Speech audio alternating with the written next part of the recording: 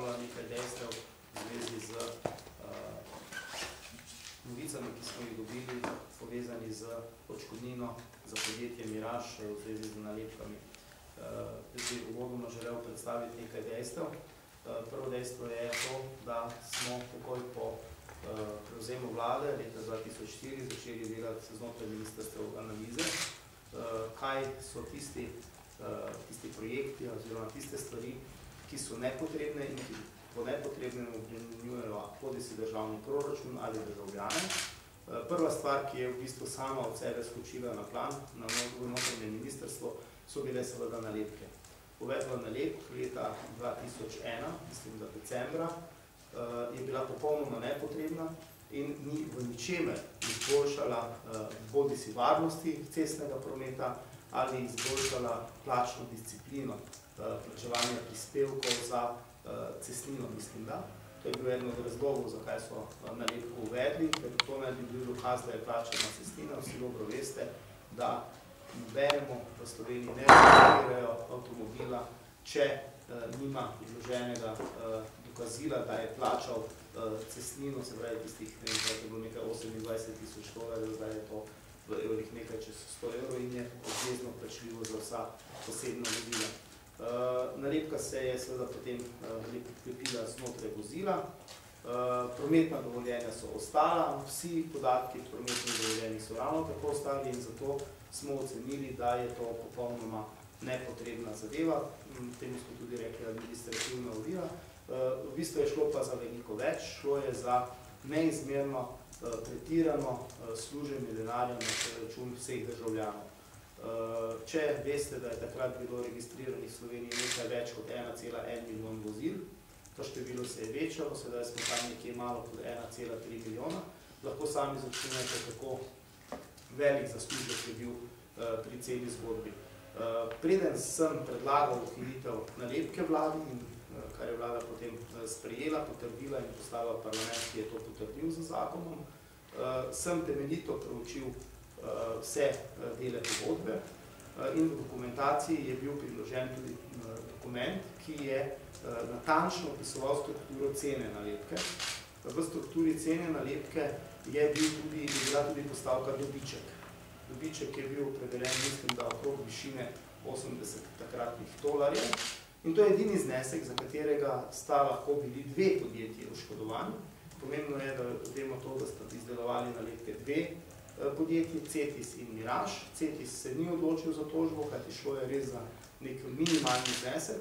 Pogodba je bila prekinjena leto in pol pred iztekom. Iztek pogodbe, mislim, da je pogodba bila sklenjena za 5 let, potekla bi decembra 2006.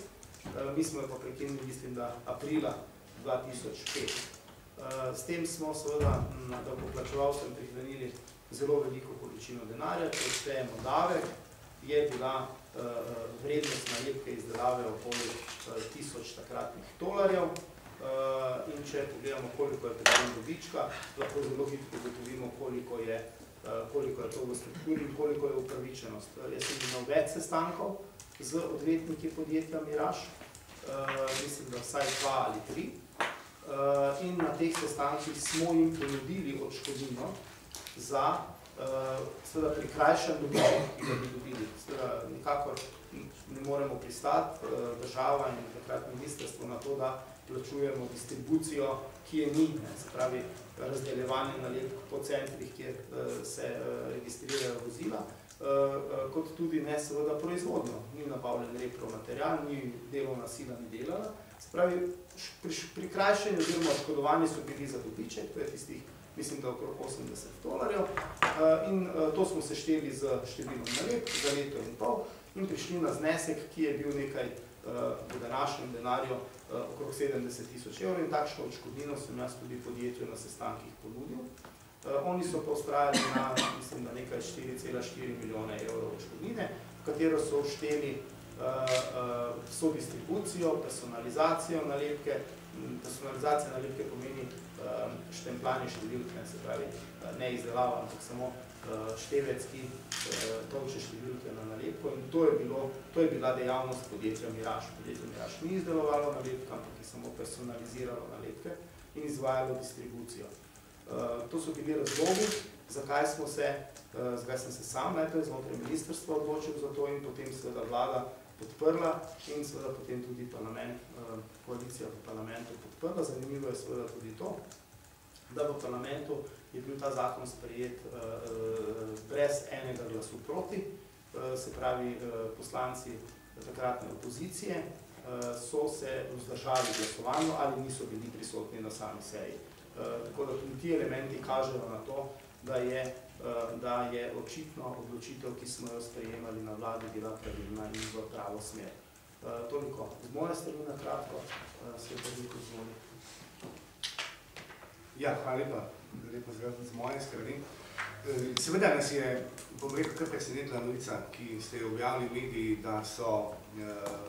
da je bila na prvi stopnji prisojena odškodnina 3,6 milijona evrov podjetju Miraž.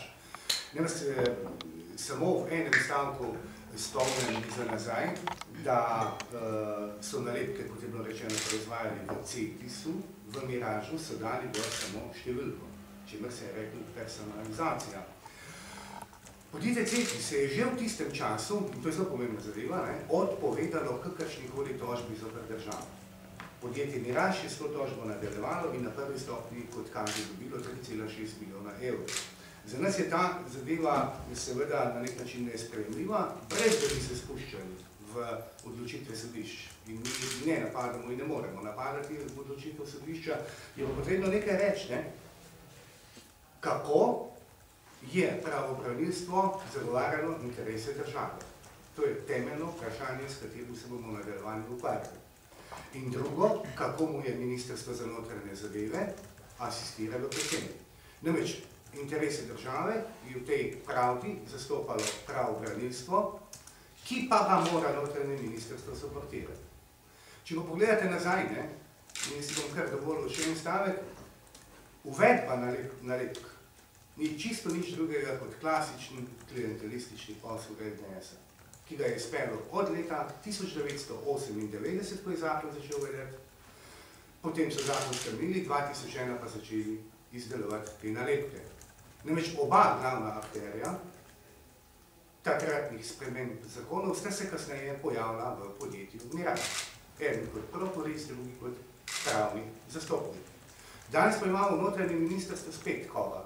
LDS, odnosno gospod Katarino Kresal. Sprašujem se, kako je zagovarjala interese in kako je seveda asistirala pravobranilstvu pri tem, da do take odškodnine ne bi prišlo.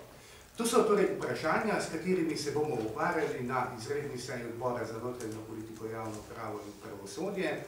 Namreč moram vas seznaniti, da bomo, ali smo že, ali pa bomo pravkar vložili, smo že, kar mi pravijo, zahtevo za sejo, izredno sejo odbora za notranjo politiko, javno pravo in pravosodje, na kateri pravzaprav predlagamo dva taka zelo na nek način nedolžna sklepa, ki pa vendarle zavezujeta. Prvi je, da smo se seznanili, in drugi, da pozivamo notranje ministrstvo in državno pravobranilstvo, da storita vse potrebno, da zaščita interese davkoplačevalcev v sodbi na drugi stopnji. Pravobranilstvo pa mi je že zagotovilo, da se je pritožilo.